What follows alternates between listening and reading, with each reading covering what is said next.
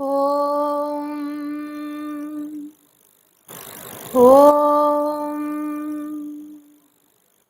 Om Om Sahanavatu Sahanau Bhunaktu Sahaviryam Karavavahai Tejasvinavadhitamastu Ma Vidvishavahai. Om Shanti Shanti Shanti. Harihi Om. Shri Gurubhyo Namaha. Harihi Om. Boliye Shri Sadgurunath Maharaj Ki Jai. Welcome to this evening's talk on Hasten Slowly. This is the last chapter of the book Hasten Slowly by Pujya Swami, Pujya Gurudev, Swami Chinmaya ji. And we have been seeing this in this yoga series called Chinmaya Yoga. The title for today is Hasten Slowly with 4S. So we have heard of this 5S method of tidying, cleaning from the Japanese companies and all that 5S. What is this 4S? 4S refers to 4S: Swadhyaya, Sadhana, Seva, and Satsanga. So Gurudev concludes this whole exercise of quietening the mind and practicing meditation, being in satsanga with this last chapter. We've seen one more episode, the content of the whole book, Hasten Slowly, in brief, so that we get an idea about what Gurudev says on quietening the mind, on the various aspects. So what is our problem basically? We have heard everywhere, in many places, from many platforms and books and speakers, that ignorance or ajnana is the problem of the mind. What is this ajnana exactly? Gurudev says very beautifully, recognition of the mind's existence and the total identification with it are the play of the spiritual ignorance, ajnanam, consisting of A, non-apprehension of reality, and B, the consequent misapprehension of it. So there are 4 points here. The first 2 points refer to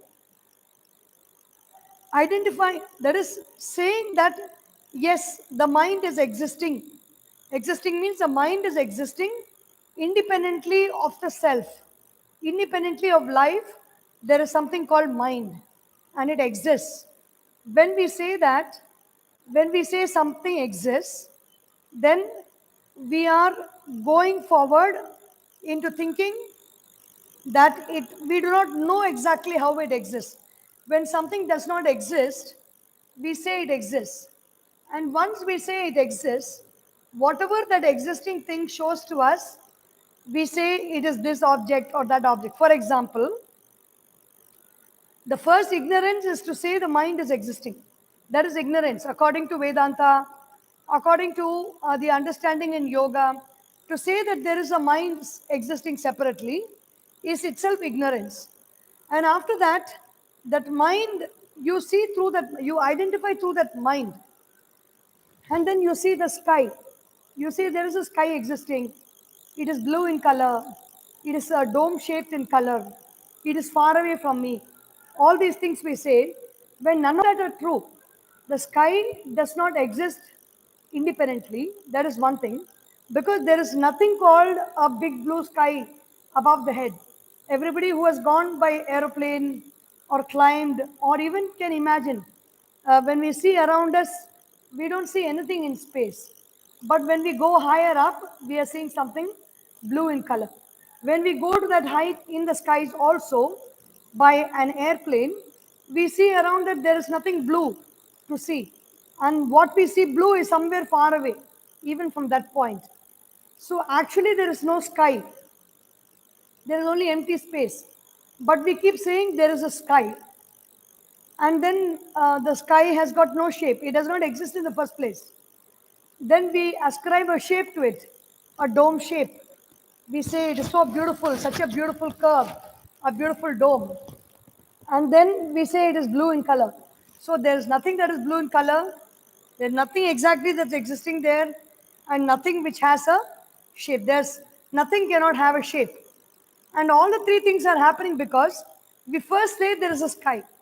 And then we say it has got this shape and it has got this color. So in the same way, we first say there is a mind. And then we say this my mind is happy, my mind is sad, my mind is depressed, and my mind is enthusiastic. So many things we say, but none of it is true. The existence of the mind itself is not true. And when that is the case, how can that is called non-apprehension of reality? Non-apprehension of reality means I do not know what is reality, what is truth. I do not know who am I. I am the truth. I is consciousness. That is the truth. There is a reality. I don't know that it exists. And then I think that something else is existing. I think I am the body. I think I am the mind. I think I am the intellect. I think I see these objects around me. Even modern day science is dissecting objects to the minutest particles, subatomic particles, and quarks. And then, even further than that, nuons, muons, and so many other names have been given. And even further inside, when they go, there's nothing but empty space. And empty space is the reality. We superimpose particles, quarks, then cellular matter or atomic matter, and then a group of atoms. Then we say there is an object, there is a table, there is a chair, there is a picture, there is a photo. When everything, whatever is around us, is only empty space. We ourselves, we think we exist as this body. This body also has got the same composition as other matter around us. This body is also composed of cells. When the cells are dissected, they have whatever the cellular matter. When the cellular matter is further investigated into, there's nothing but empty space. So who am I? I'm empty space. And science says that empty space is existing in the form of strings.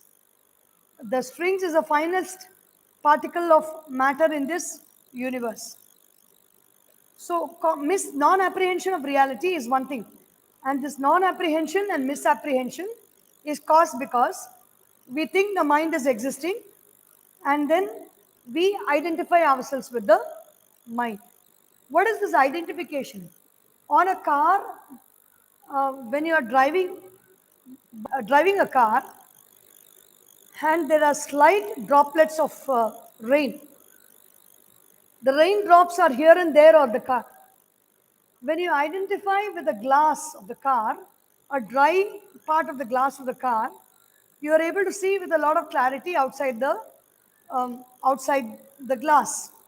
But when you identify yourself with a molecule of water, with a particle of water, that drop of water that has fallen on the windshield, and you see through that droplet of water, then everything that you see through the glass is very hazy.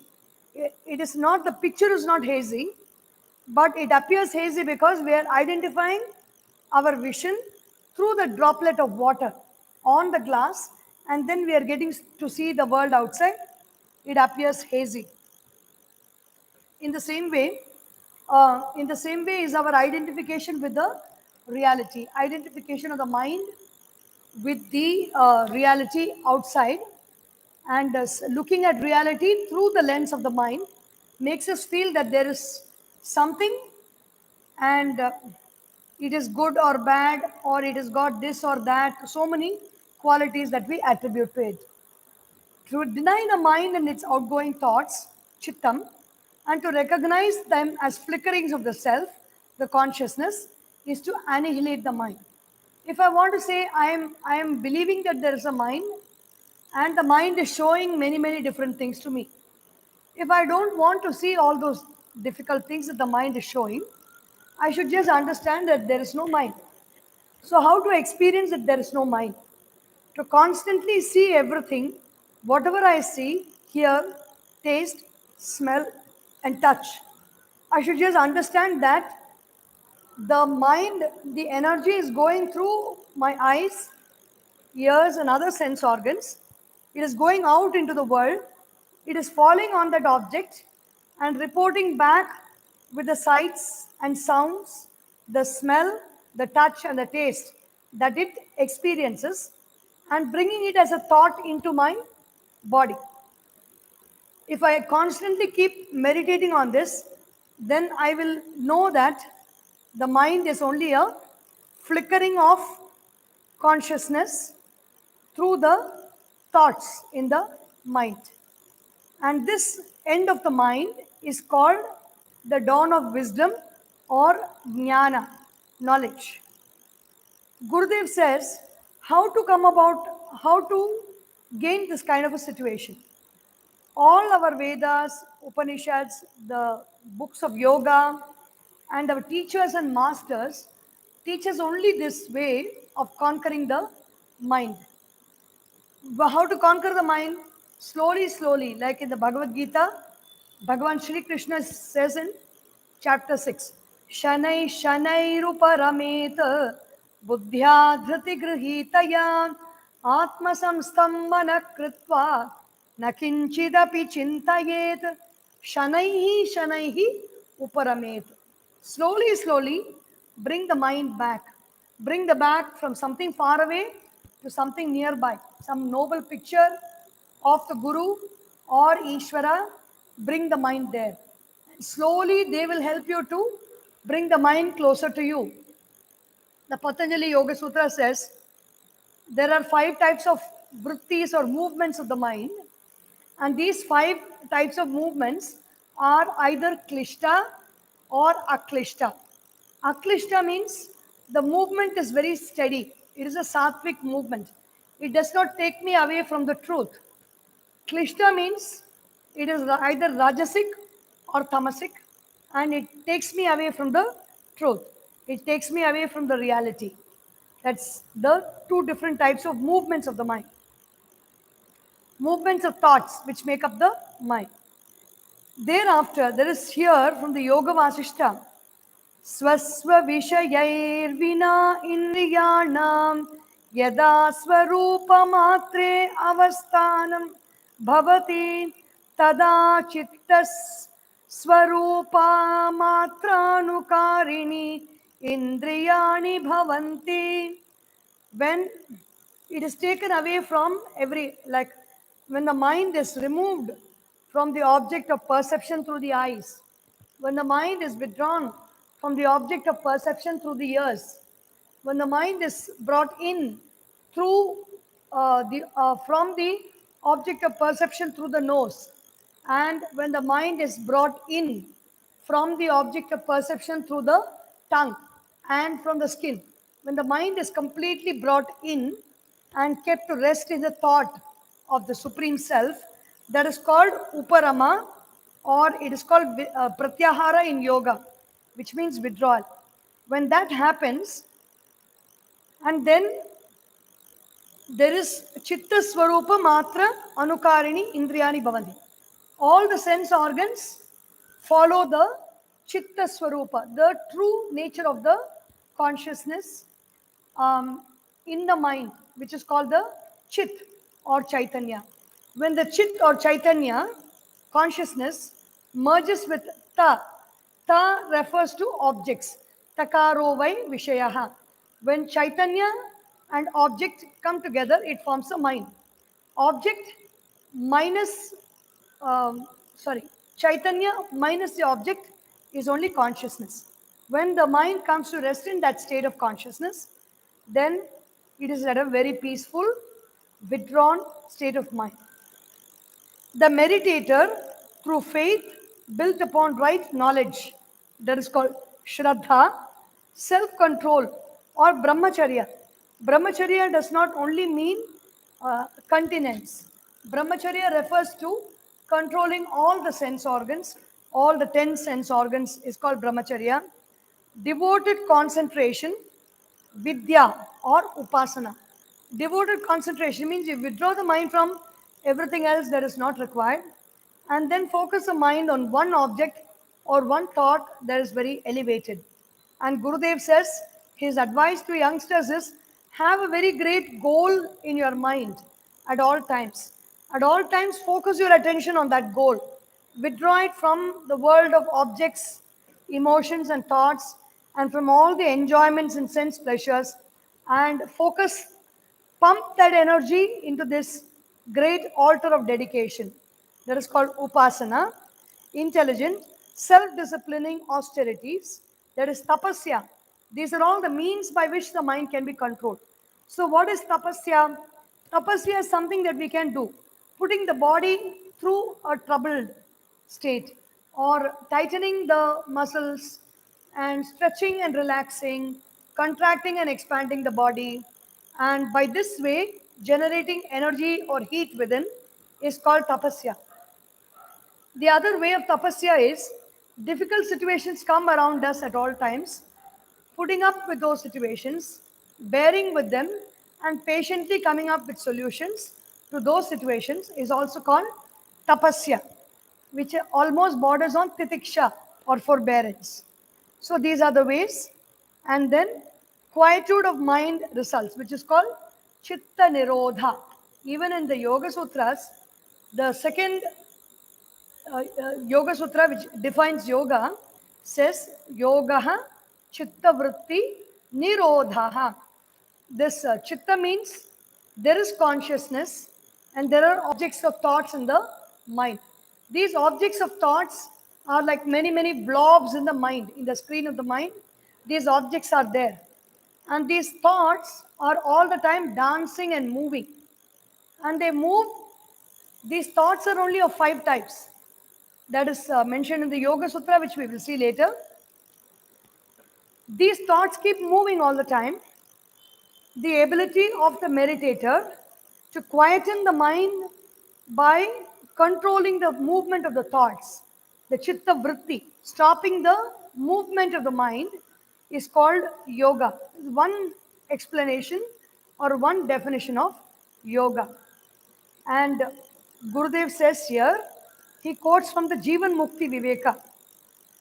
श्रद्धया ब्रह्मचर्येण विद्यया तपसा च सम्पादितः चित्तनिरोधः सत्कारवशात् दार्ढ्याय भवति ईश्वरे भक्तिः तस्य उपासनं सर्वक्रियाणां तस्मिन् अर्पणं ततः ईश्वरः उत्तमफलप्रदानेन तम् अनुगृह्णाति. So there are many ways to quieten the mind. Chitta nirodha means, nirodha is to quieten the mind, stop the mind. When the mind is stopped, there is actually no mind. The mind is active because we believe there is a mind, and then we identify with the mind and look at the world. So when we disidentify with the mind automatically quietens down through shraddha. Shraddha means complete faith that the Guru is saying, the Shastras or the books of knowledge are saying that this is a quiet state of mind. When I see through this quiet state of mind, I perceive this whole universe in a very different way. Believing that statement is called Shraddha. And then practice of Brahmacharya. Believing alone is not enough. Whatever we need to do to attain that process, to attain that state, according to the Shastras and according to the teachings of the Guru, that we have to do.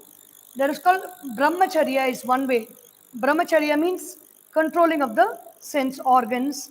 Vidyaya, Vidya means upasana, worshipping the feet of the Lord, the feet of the Guru, or taking up one noble topic and thought and contemplating on it all the time is called Vidya or upasana.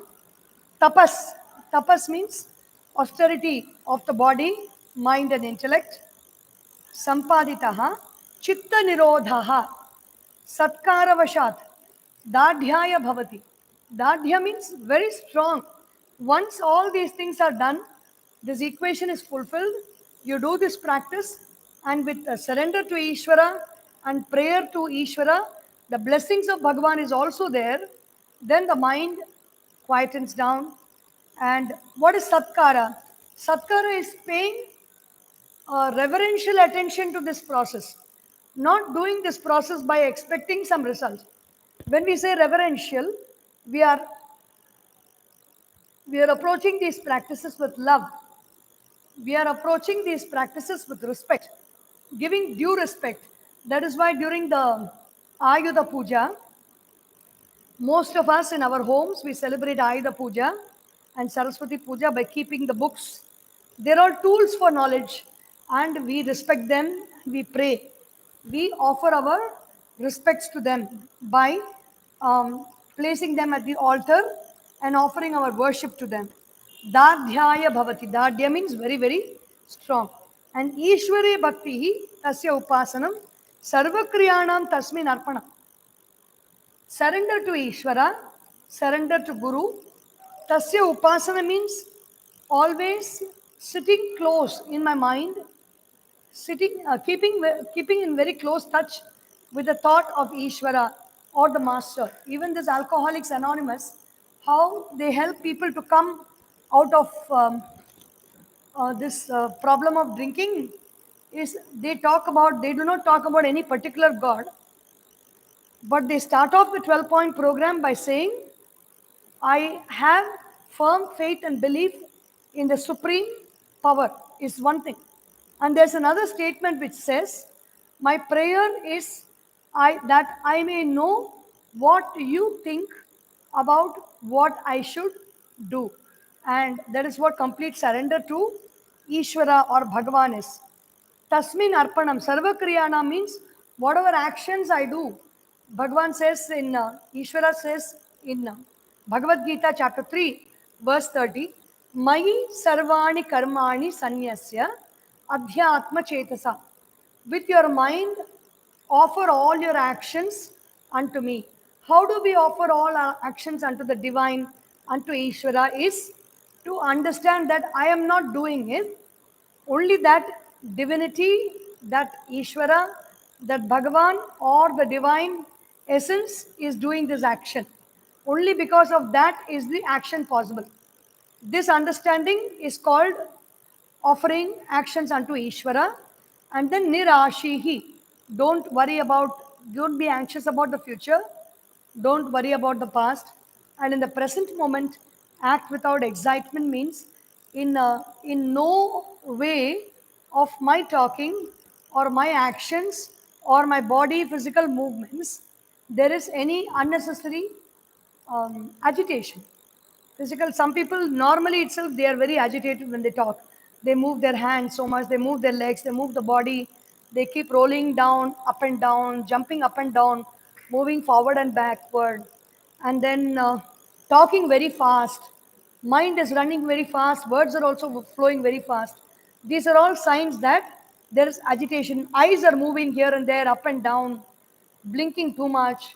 Any movement of the body, any too much of unnecessary movement of the mouth in terms of words and speech, movement of the hands and legs, movement of the thoughts is called agitation.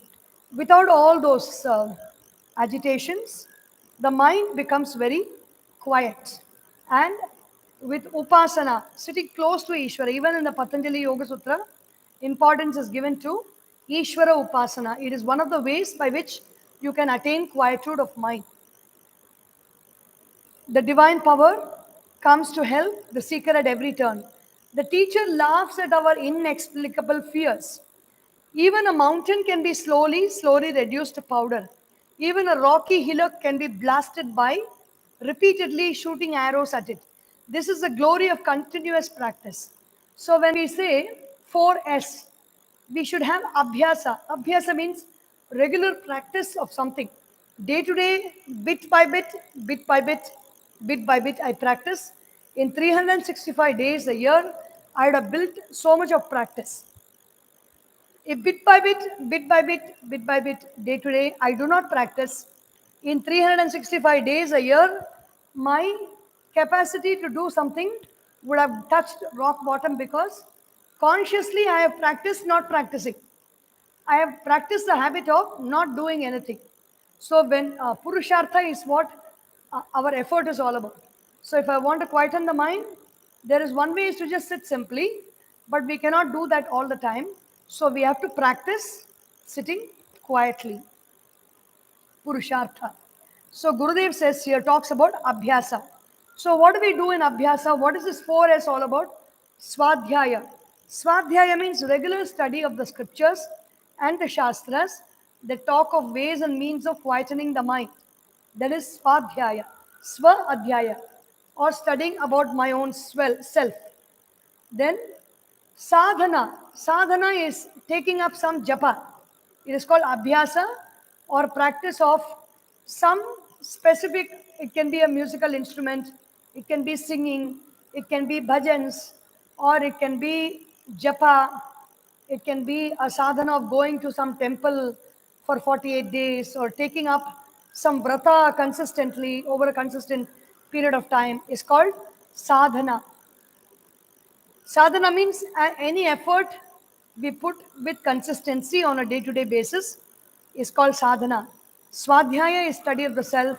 Sadhana is consistent practice of something, even if it's a cricket player, even if it's a tennis player, even if it's a swimmer. Everyday constant practice is what sadhana is all about. So through those means, they quieten the body movements and they quieten the mind and they are able to achieve what they want to in that field of sport.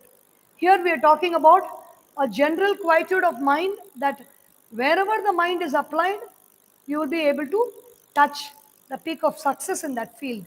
That is called sadhana. Swadhyaya, sadhana.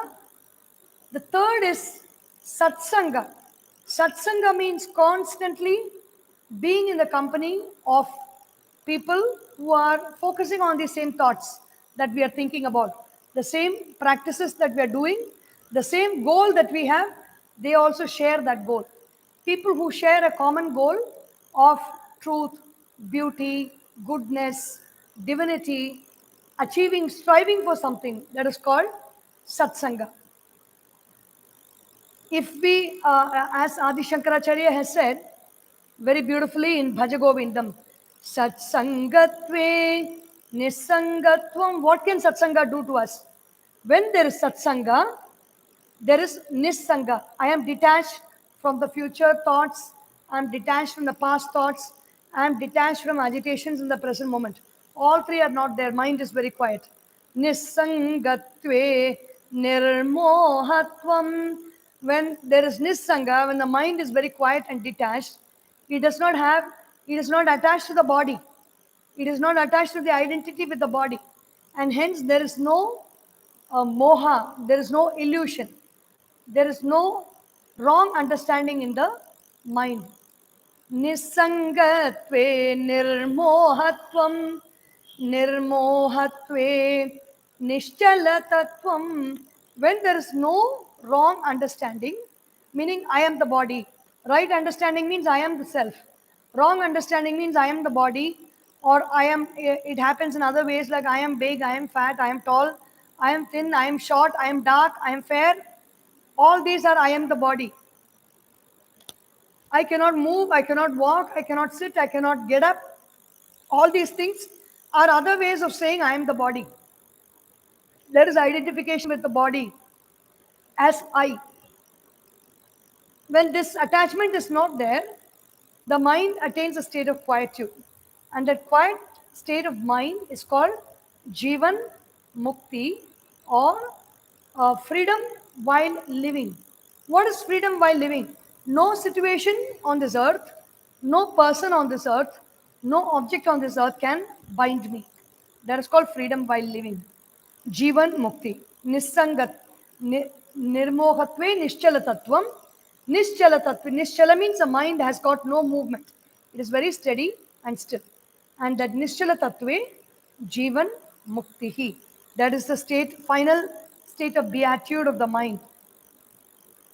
So Gurudev says, he quotes, Ajnyopi Tagnatam Eti Shanai Shanaipi Shanai Shailopi Churnyate Banopyeti Mahalakshmyam Pashyabhyasa Vijrumbhanam.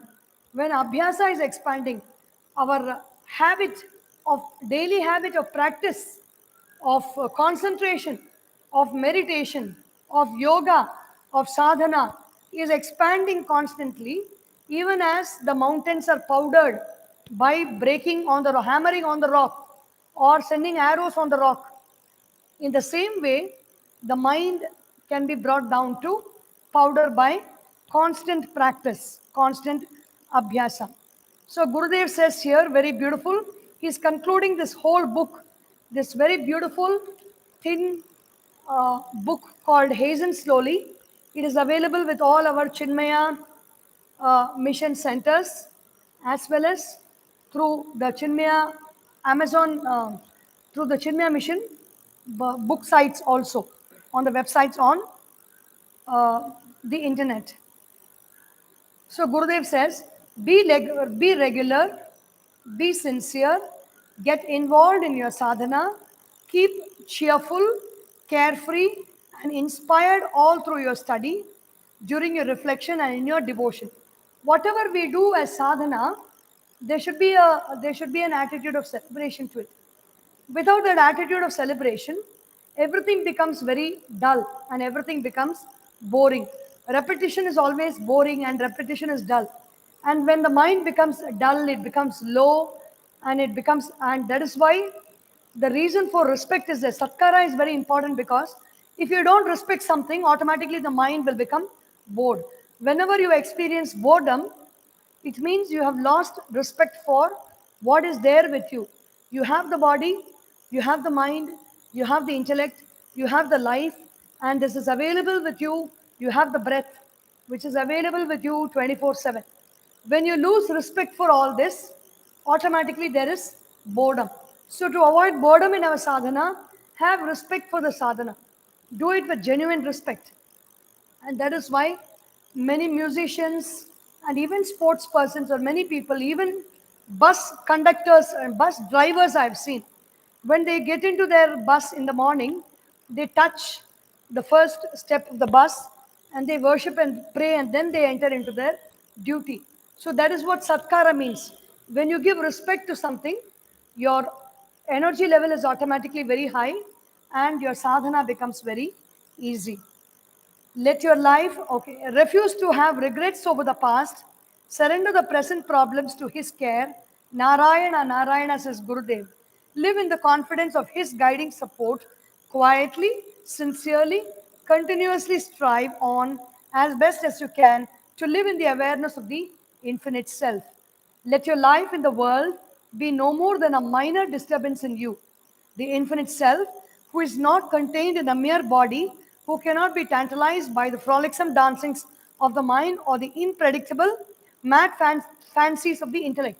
So Gurudev, in just one jump, he takes you to the most limitless supreme nature of yourself. He says, you are not this mind, you are not this intellect, and you are not this body. You are that all-pervading self. So remember that all the time, and don't even this whole world, let it impact you only so much as, as if some flower is just passing by with a fragrance.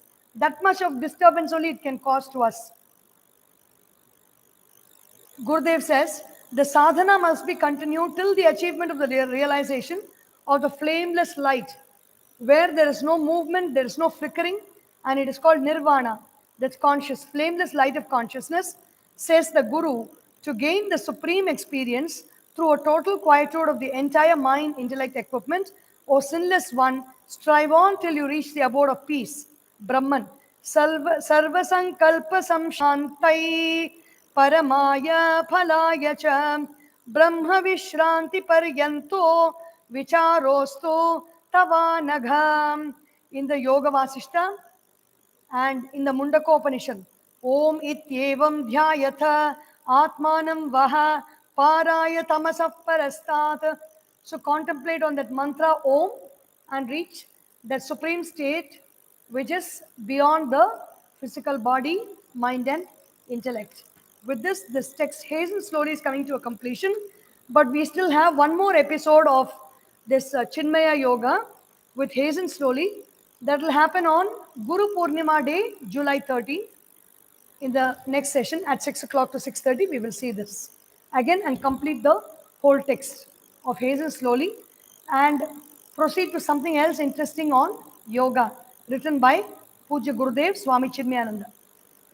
Om Om Om Sarvesham Swastir Sarvesham Shantir Sarvesham Purnam Sarvesham Mangalam Sarve Bhavantu Sukhinah Sarve Santu Niramayah Sarve Bhadrani Vashyantu Ma Kaschid Dukkha Bhag Bhavet Asato Ma Sadgamaya Tamasorma Jyotirgamaya Mrityorma Amritam Gamaya Om Purnamadah Purnamidam Purnat Purnamudachyate Purnasya Purnamadaya Purnameva Vashishyate Om Shanti Shanti Shanti Harihi Om Shri Gurubhyo Namaha Harihi Om Bole Shri